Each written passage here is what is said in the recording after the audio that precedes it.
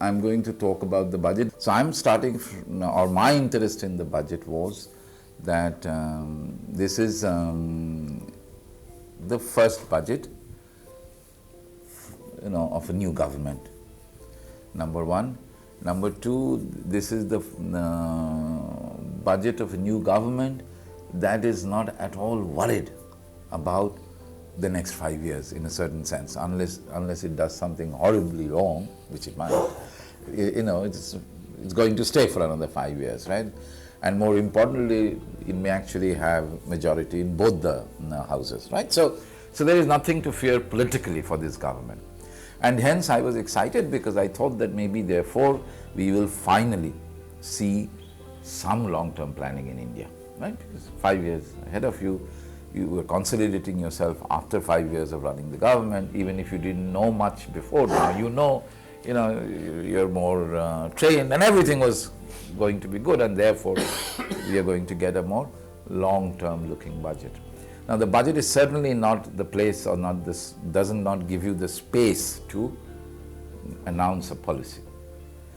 But then, given that we have the budget broken up into two parts, Part A and Part B, and Part A has systematically moved away from being a budget speech to being a political speech, right? And it's only in Part B that we see the real budget at work. So therefore, obviously, I was more interested in what she was going to say on Part A. And she started Part A, in a way that I thought that, okay, now we are going to see something. And that's where she used the term, $5 trillion in the next few years, right? That's what we're hoping for. And I'm going to look at the budget in that context. And I'm going to go beyond the budget, because I also think that it's not just the government, but often many of the critiques of the government fall into the same trap of going from A to B, right, when the problem is in P. Right? So let's explain why I'm saying that.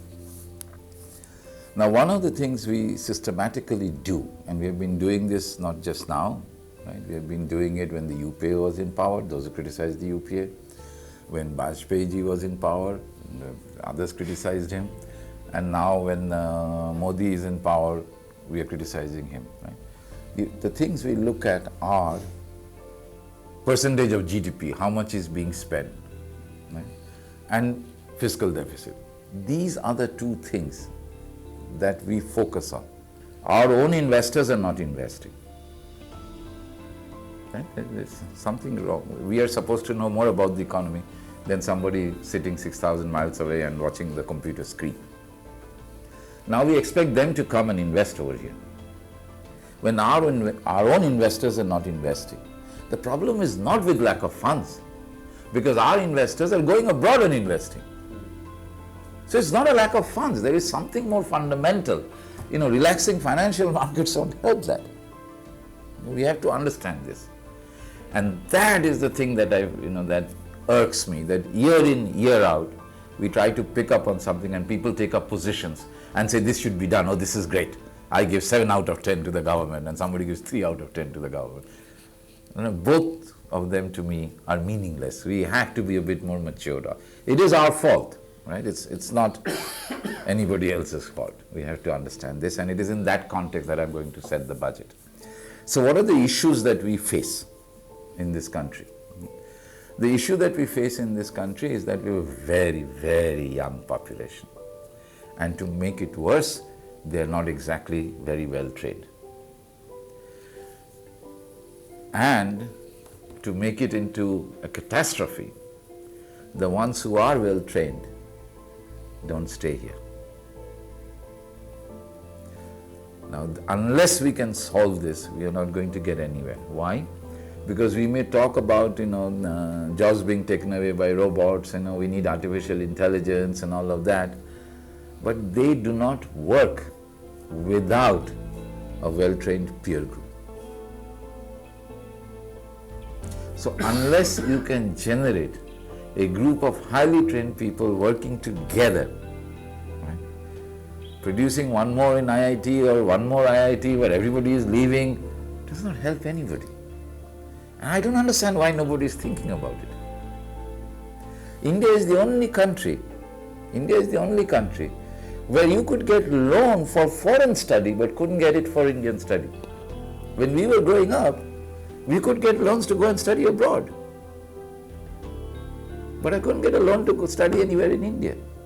This is a very stupid, elitist country that we have been developing over the years. And we are now continuing to do it, even though we talk of nationalism, we talk of a lot of things. But the fundamental things in India are not changing. And unless that changes, we are not going to solve the issues that are coming up. And these issues are much more dangerous because they are of a new dimension. Right? Earlier we thought that we didn't have enough capital, so let us invest, right? Which we tried to do. And indeed, if you look at the Mahalanobis era, that's what they were trying to do, right? Generate enough physical capital.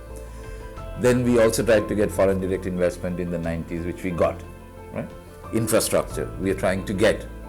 But unfortunately, the world has changed a lot. Today, yes, physical connectivity is important, but so is digital connectivity that we have in the Indian economy, and that is not being addressed in the budget. And then the details come up, right, which show why they are not being addressed. So that's what I'm going to talk about. So I believe that for the Indian economy, what we need is not investment first, or even if it is investment first, not physical investment, but investment in labor. The whole world is looking at us. We have a young population. We are to be the producers of the world. When you're young, your learnability factor is extremely high. And we're missing all of that. And what are the other countries doing? They're cherry picking. That's what people are looking at education for a way out. That's not a good system we are building. So I want investment in human capital first. And I say investment in human capital because human capital cannot be grown with money, with physical infrastructure, with the best of teachers, best labs, nothing. Human capital only grows if there is investment by the human capital owner. That is to say, the person concerned must invest. It's a private cost to the person who is growing human capital, because human capital is very specific to the work one is doing. And that's why the human capital is really built up in the workplace. And hence it is important to look at labor laws or the labor market that we have. Again, whenever we talk of labor market, we talk of hiring and firing. Why do we talk about that? Because we read The Economist. Right? If we instead looked at labor markets around the world, right, we will find that it's only in the US that you're hiring and firing. And the US has hiring and firing because it has no dearth of highly trained people. But where immigration isn't going on, if we look at their labor markets, you'll be shocked to find that those labor markets do not have hiring and firing. In the UK, all that they do is they reduce the number of the number of hours, but keep the same number of people, allow them to work from home, etc. Right? So all of them adjust labor market cycles in this fashion. They don't fire. Why? Why do they not fire? Because, again, and by the way, this cuts across all of us. It's not just the politicians, it's you and me too. You go to the government, you go to any organization, capital costs will immediately be covered. You say professional fees, itna jada. So we have no regard for human capital. If I look since 91 at the prowess database, what do I see? With all these complaints that are going on.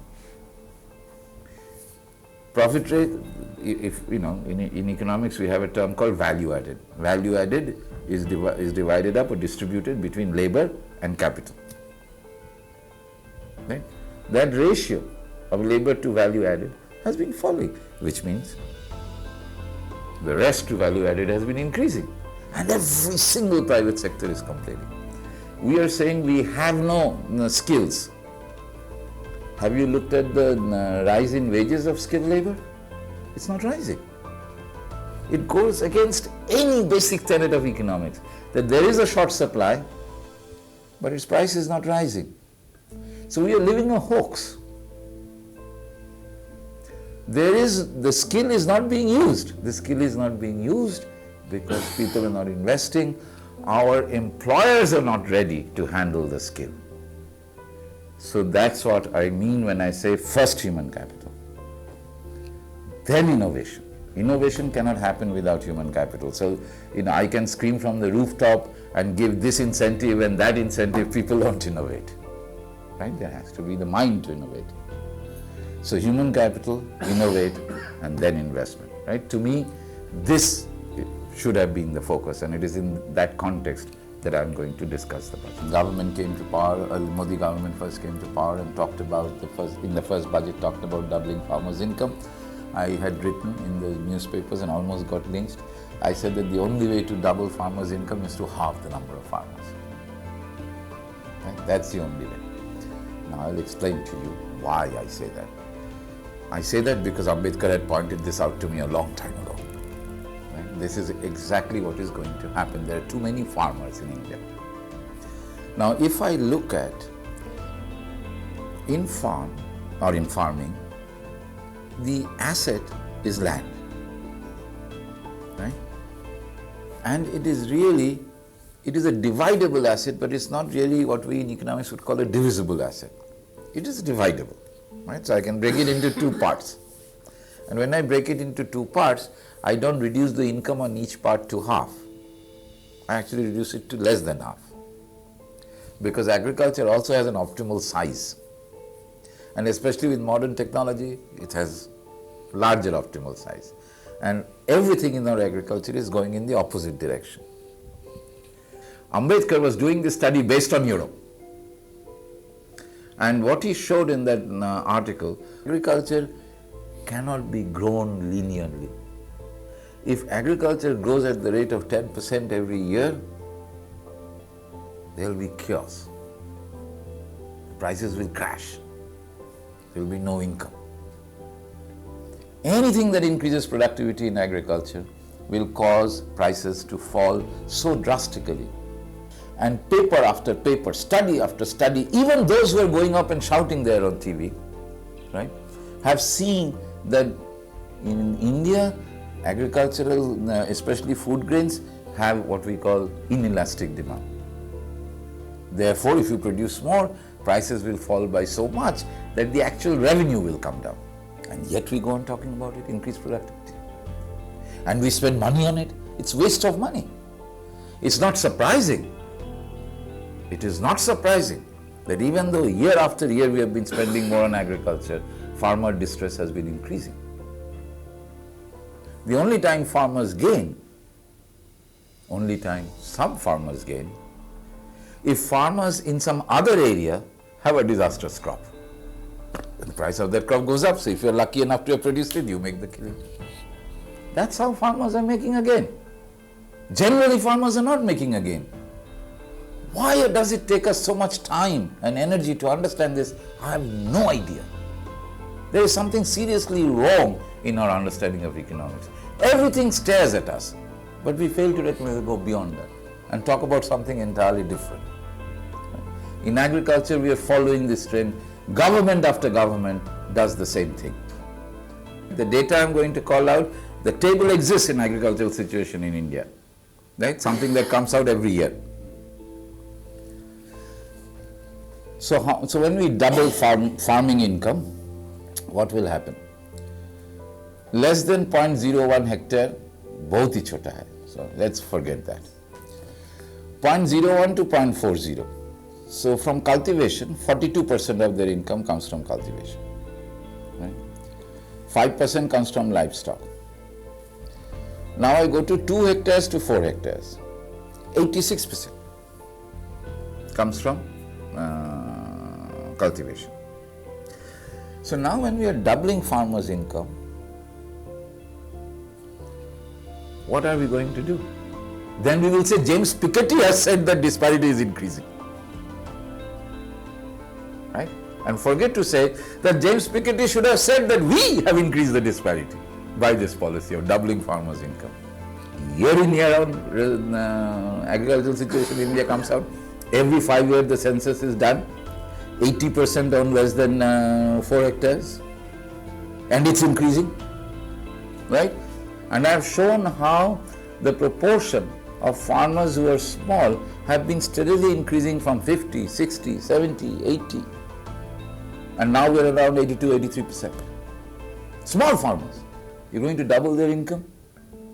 They earn more income through livestock. They earn more income by working as a peon here, which is not going to be doubled. But we are saying it, and nobody is pointing this thing out. And even when it is pointed out, nobody reads it. So that's our problem in agriculture, right? But we need to draw people out of agriculture. The human capital really becomes important in that context too, right? We need to be able to find the youth jobs, not in agriculture. So in infrastructure, I just want to mention two things. One, we had come back to PPP full circle, right? We tried PPP throughout the 90s, it didn't work. We had lots of things, and then suddenly the highway apparently has been very successful in PPP. So we are back to PPP, and there was a big deal made about PPP. Now if you want to follow a country, let's follow that country. China, which had made huge investments in infrastructure all the way up to the 90s, 80% of all infrastructure was built purely with government money. They didn't go into this crap about PPP. They needed infrastructure, they went ahead and built it, right? It is we who wait for somebody from outside to come and tell us something, then we follow it. Example, we had a PDS which was food security. Our ration cards were given out to everybody. If you read the literature on ration card, which I'm sure nobody does anymore, because we are reading World Bank guidelines, was meant as food security. It was not meant as a subsidy to the poor. In the 90s, everybody told us, why should the rich get subsidized food? Rich should pay. Net result, we have the most corrupt PDS. Earlier also, the rich never used their ration cards, right? But the entire structure of the PDS distribution was changed, and today you see what is going on. In fact, where corruption is least in PDS are precisely the states where it is universal. The PDS is universal. It's precisely in those states that the corruption is least. And this is very simple. The moment you target, there will be leakages. Again, you don't need to be a rocket scientist to understand this. The same thing we are doing with the education system, and I will stop after I mention this thing. 56% in this budget, 56% of the higher education budget is going to autonomous bodies, like the IITs and the IIMs. 56% of the money goes to these autonomous institutes. 17% goes to all the universities in India. None of these autonomous institutions teach, excepting IISc, teach at the master's level. They teach PhDs. They produce PhDs. You cannot expect that, okay, 10% growth chahiye, Einstein ko bulao. That's not the way it happens, right? You have to grow the people to be able to get 10% productivity. And that is what we are not doing. We are not thinking about that at all. We think we throw money, we bring in a few experts, and things will happen. And that's why I'm skeptical, even if Mr. Chidambaram said that we will in any case become a $5 trillion economy. The question is, will we be able to sustain it?